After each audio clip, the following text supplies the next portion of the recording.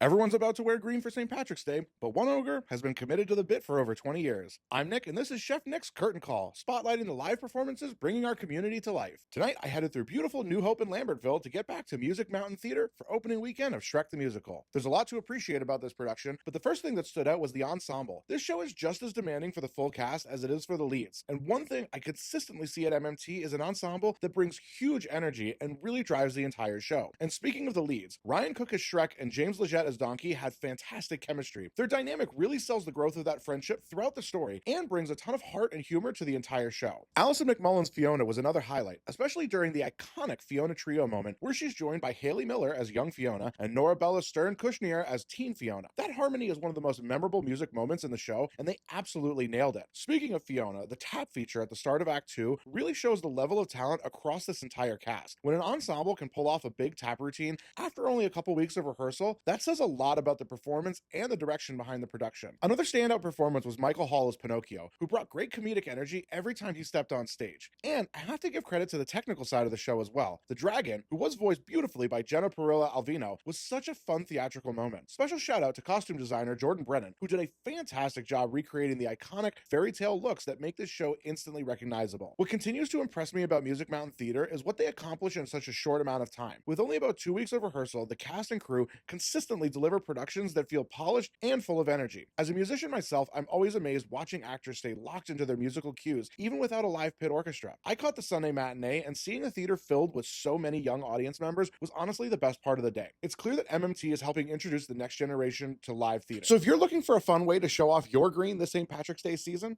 check out Shrek the Musical at Music Mountain Theater, running through March 22nd, because remember, theaters are a lot like ogres. They've got layers, and don't forget to tell them that Chef Nick sent you.